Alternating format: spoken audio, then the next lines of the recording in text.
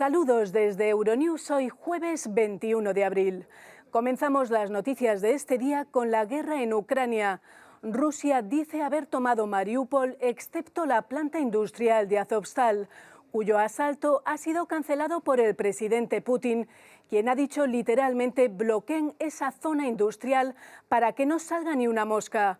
Además, de momento, el Kremlin no da una respuesta al secretario general de la ONU, Antonio Guterres, que ha solicitado viajar a Moscú para abordar la situación. Mientras, el presidente del Gobierno de España, Pedro Sánchez, viaja a Kiev mostrando su solidaridad con Ucrania ante la invasión rusa. Sánchez mantendrá una entrevista bilateral y una rueda de prensa conjunta con el presidente Zelensky.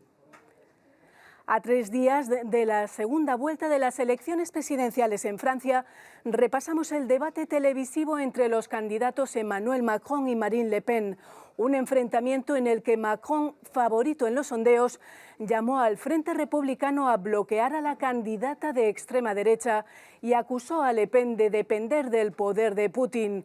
Cuando usted habla con Rusia, habla con su banquero, le espetó. Por otro lado, en Finlandia, el Parlamento inicia el debate sobre la adhesión a la OTAN y en España el primer día sin mascarillas tras 2 años de pandemia es para unos una temeridad y para otros una liberación. Antony Blinken se ha reunido en Panamá con ministros de una veintena de países latinoamericanos en busca de un acuerdo sobre la migración. Y la justicia argentina ha iniciado el juicio por la masacre indígena de Napalpí, considerado un juicio por la verdad. Al final de nuestro informativo, en nuestra página cultural, veremos la Bienal de Venecia, que comienza el sábado sin la presencia de Rusia. Y ahora los titulares. Rusia asegura haber tomado Mariupol, excepto la planta metalúrgica de Azovstal. La evacuación de civiles sigue estancada. En la ciudad de Borodianka, los ucranianos reviven el dolor de perder a sus seres queridos con exhumaciones diarias. El Parlamento finlandés abre el debate sobre la adhesión a la OTAN con una mayoría a favor impulsada por la invasión rusa de Ucrania. A unos días de la segunda vuelta de las elecciones francesas, Emmanuel Macron y Marine Le Pen debatieron sobre Rusia, la inmigración y el coste de vida. La invasión rusa de Ucrania marca la Bienal de Arte de Venecia. Esta vez Rusia no participa y Ucrania solo ha podido llevar parte de su proyecto. Rusia asegura haber tomado Mariupol, donde la evacuación de civiles está estancada. Según el ministro de Defensa ruso, toda la ciudad está bajo control de sus tropas, excepto la planta metalúrgica de Azovstal. Vladimir Putin ha cancelado la orden de asaltarla, pero se mantiene el bloqueo.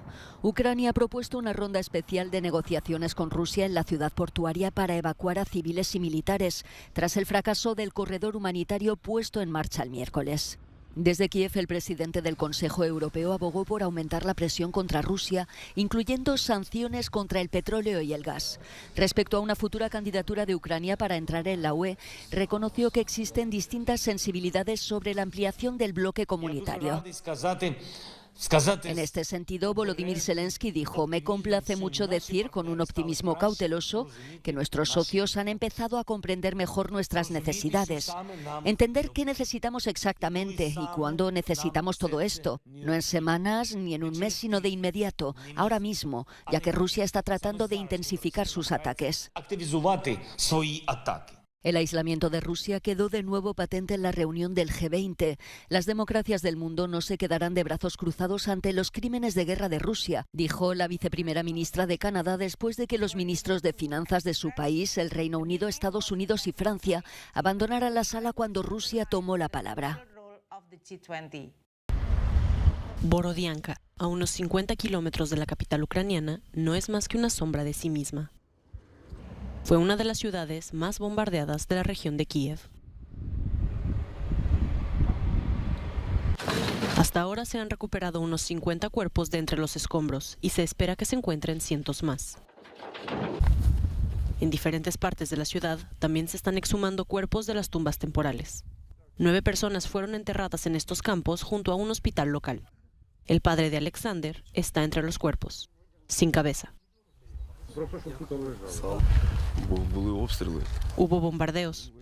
Por la noche nos dijo que iría a detener a las fuerzas rusas.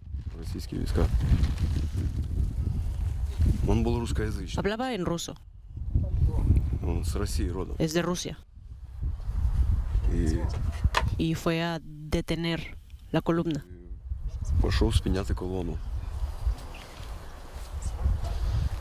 Se puso delante del vehículo blindado y le pasaron por encima. Nadia perdió a su hijo de 34 años. Era un trabajador de construcción. Iba caminando hacia su casa. Fue el 28 de febrero.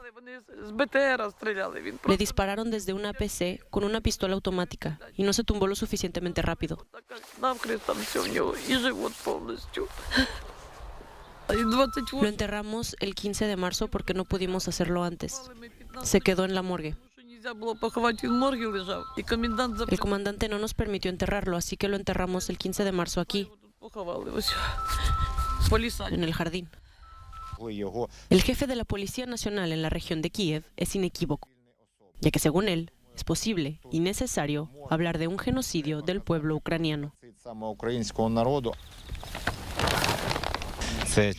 Es otro ejemplo de los crímenes de guerra de la Federación Rusa cuando disparan a personas civiles. Estas personas no eran militares ni de defensa territorial. Eran simples ciudadanos y les dispararon en la calle. Esto va en contra de todas las convenciones internacionales y del derecho internacional, que prohíbe este tipo de actos contra los civiles.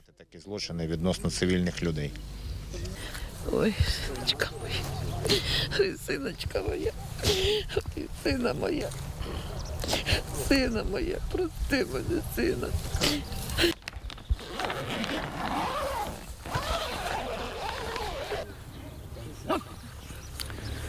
Oh, these are very difficult moments. Son momentos muy difíciles y están ocurriendo todos los días.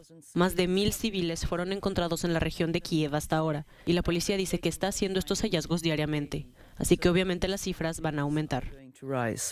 I'm Valerie Goya from Borodyanka for Euronews.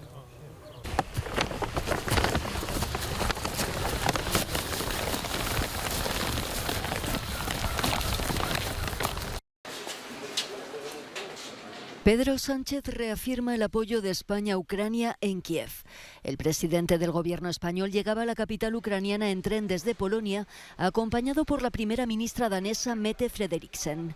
Son los últimos mandatarios europeos en reunirse con el presidente Volodymyr Zelensky para transmitirle su solidaridad en persona. Antes de la reunión, Sánchez ha estado en Borodianka y ha dicho estar conmovido al comprobar en sus calles las atrocidades de la guerra de Putin. En su cara a cara con Zelensky, Sánchez le trasladará el compromiso rotundo e inequívoco de España con su país y le garantizará que seguirá recibiendo ayuda humanitaria y militar. Hasta la fecha, además de bienes de primera necesidad, Madrid ha enviado a Ucrania una docena de aviones con material ofensivo y defensivo y ha acogido a 134.000 refugiados. España reabrirá en breve su embajada en Kiev.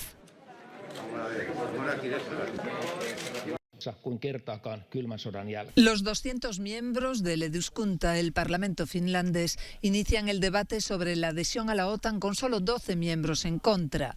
El gobernante Partido Socialdemócrata, históricamente reacio a entrar en la OTAN, reconoce que la situación ha cambiado sin llegar a recomendar formalmente la adhesión. Así lo dijo su portavoz parlamentario Antti Lindman.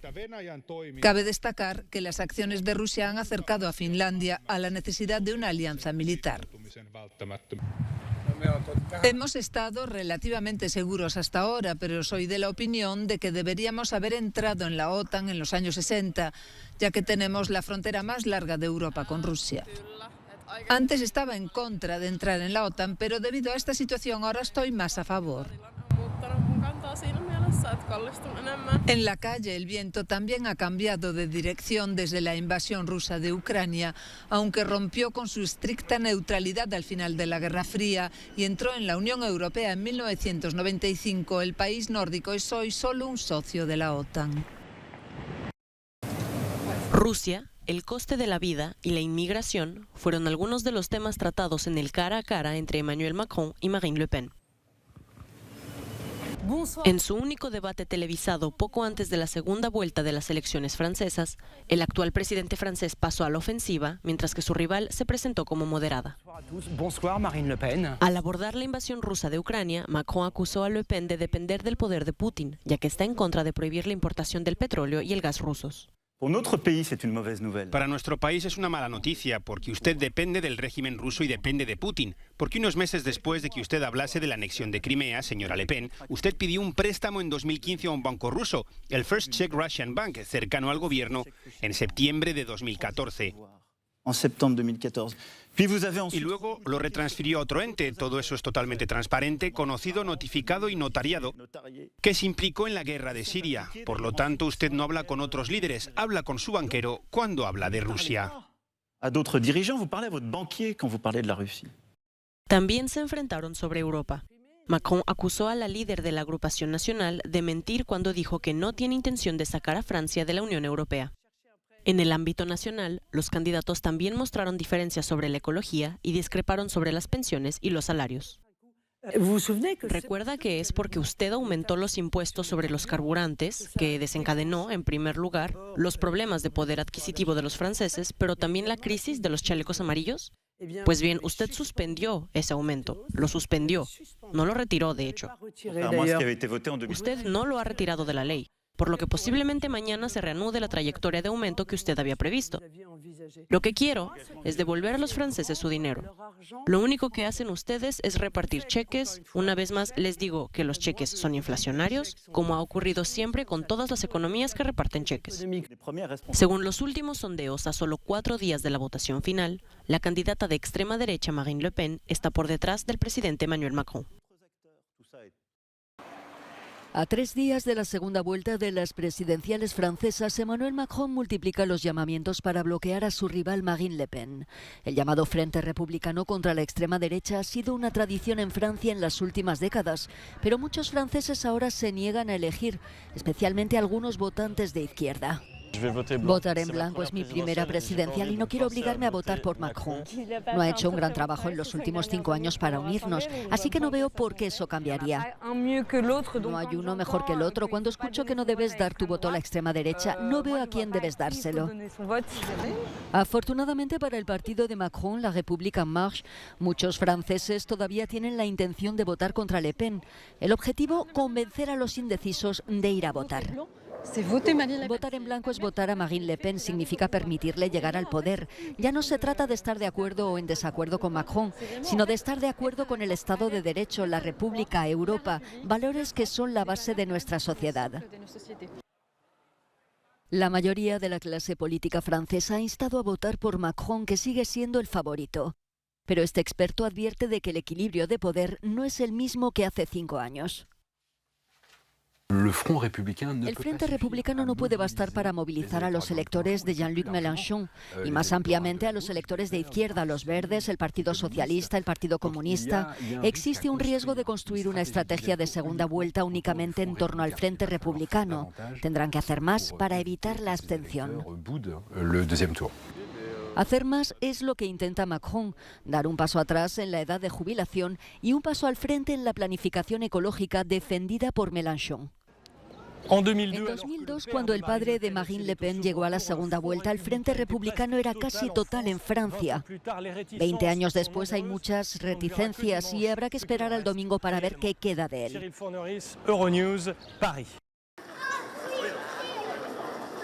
Sentimientos encontrados en el primer día sin mascarilla en España. Mientras para algunos supone una liberación 2 años después, otros han recibido la medida con desconfianza y prefieren seguir llevándola por precaución. Algunos no tenían claro en las primeras horas si era necesaria o no, y otros se la ponían por seguir la corriente. No sabíamos si se podía, no se podía, en qué establecimientos sí, en qué establecimientos no. Pero hemos empezado a ver gente que no tenía mascarilla y hemos dicho, bueno, pues nos la vamos a quitar. Y ahora sí que es verdad que hemos entrado en más comercios y ya se empieza a ver más gente. Antes sí que a la mañana había más gente con mascarilla, pero en los que hemos entrado ahora ya se ve mucha más gente sin mascarilla. Sin ningún problema, ya que disponemos de un local bastante aireado y no tenemos ningún problema de que el cliente entre sin mascarilla. Y nosotros por precaución pues la ponemos, pero que tampoco tenemos ningún tipo de problema en quitárnosla. Hombre, 2 años con la mascarilla, pues bueno, las personas ahora ya nos podemos ver la sonrisa otra vez, las expresiones, podemos hablar con más naturalidad sobre todo eso. Y ya te sientes más libre, claro. En mi caso, por la vergüenza. Es que me da vergüenza. Todo el mundo veo que lleva y digo, pues yo también tendré que llevar, no lo sé, a lo mejor me he enterado mal o algo. Desde este 20 de abril se elimina en España la obligatoriedad de llevar mascarilla en interiores.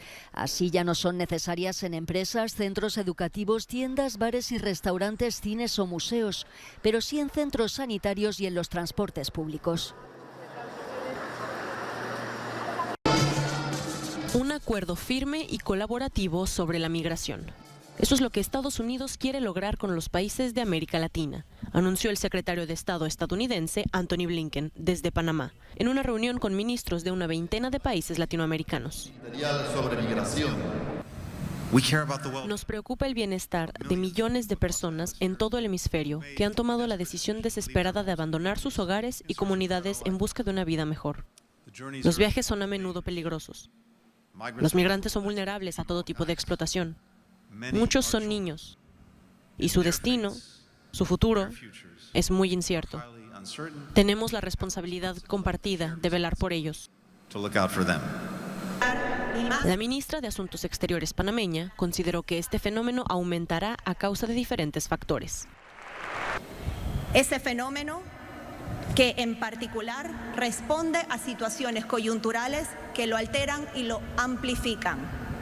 La pandemia de COVID, por ejemplo, el cambio climático, la inestabilidad política y, por supuesto, los conflictos bélicos.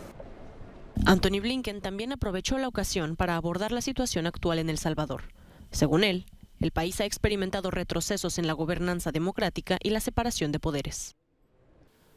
También instamos a El Salvador a que aplique el estado de excepción de forma coherente con los derechos humanos. Podemos hacer frente a la violencia y a la delincuencia al mismo tiempo que protegemos los derechos civiles y las libertades fundamentales. Esas dos cosas no se oponen entre sí.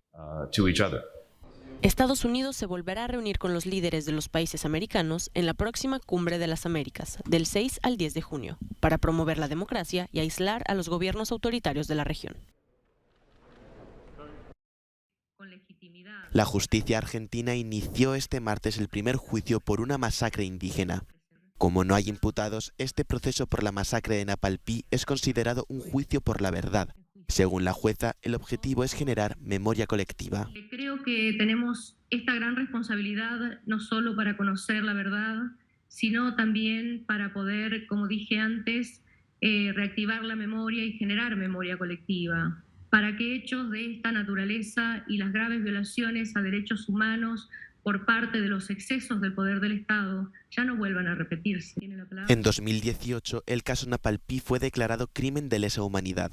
Federico Carniel, fiscal federal, explica que en 1924 fuerzas militares y policiales asesinaron alrededor de 300 personas indígenas. Alrededor de un centenar de policías de territorios nacionales, gendarmes y algunos civiles armados. Se establece una distancia entre 200 a 300 metros y se perpetran para comenzar a disparar todos a la vez y a mansalva por el espacio de 1 hora. Fueron asesinados estimativamente... Durante el juicio se proyectaron testimonios grabados a supervivientes. En este, Rosa Grillo, una mujer de 114 años, aún recordaba esta masacre donde perdió a su padre. Mataron mucha gente ahí, ¿no te acuerdas de otros que han matado? Hay otra familia... Mucha gente mataron, pero dispararon. El arte inunda de nuevo Venecia a partir de este sábado. Llega la 59ª edición de la Bienal, esta vez marcada por la invasión rusa de Ucrania. A pesar de todo, los ucranianos han podido trasladar parte de su proyecto oficial a la ciudad italiana. Más de 200 artistas de 58 países participan en esta exposición internacional en la que no estará presente Rusia. Quien gestiona el pabellón ruso en la Bienal está representando al gobierno ruso en ese momento. Así que comprendo que el comisario y los artistas no quieran llevar la carga de representar a Rusia. Tanto el comisario ruso como los artistas se retiraron hace casi 2 meses, señalando que no había lugar para el arte cuando civiles estaban muriendo bajo el fuego de los misiles. Por primera vez en sus 127 años de historia, en la Bienal hay mayoría de artistas femeninas, además de personas de género no binario. Una elección que, según su comisaria, es una reducción deliberada del papel central del hombre en el mundo del arte y la cultura.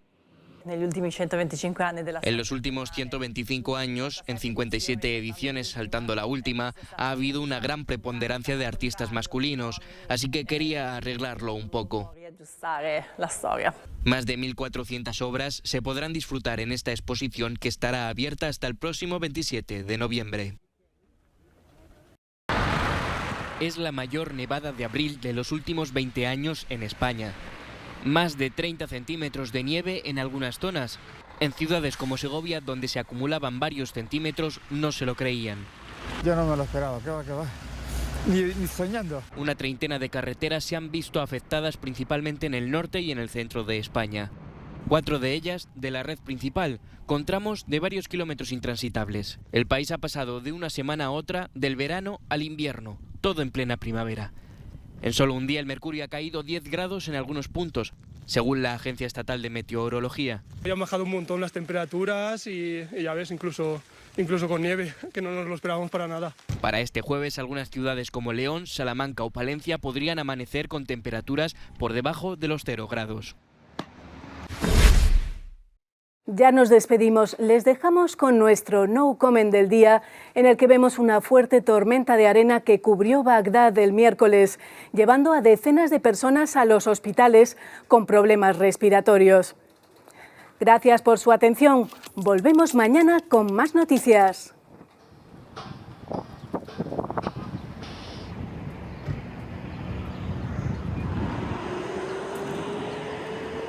Oui.